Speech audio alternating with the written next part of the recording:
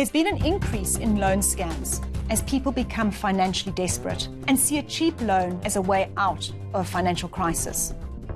Many of these scamsters pretend to be a legitimate lender and even fraudulently use the registration number of legitimate credit providers to appear authentic.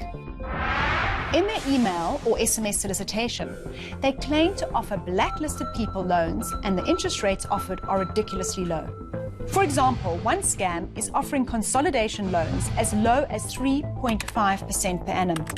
This alone should be a warning sign to any potential borrower. If someone is prepared to lend you money when other institutions are not, and at an even better rate than a prime customer, you need to be asking some serious questions. In all loan scams, the loan provider asks for an upfront payment in order to release the loan. They usually claim it's for legal fees, insurance, or bank costs.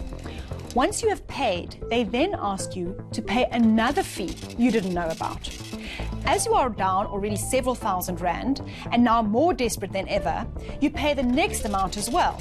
This continues until you realize that you have been scammed and they just disappear. In some cases, victims who have tried to confront them have been harassed and bullied, and scam artists have even demanded that the victim pay them the value of the full loan, even though the victim has never received a cent. Apart from the ridiculously low interest rates, these scams are very easy to spot, because under the National Credit Act, no credit provider is allowed to ask for upfront fees. So if a lender is suddenly asking you for money in order to give you the loan, walk away immediately and report them to the National Credit Regulator.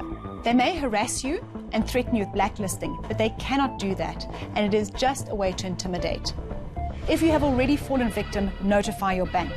They have a fraud division that cooperates with the other banks. They can take steps to freeze the scamster's account before the money is withdrawn. Go to the police to open a case and get an affidavit. This may be required by your bank and the regulators. Don't be a victim. I am Maya Fisher French.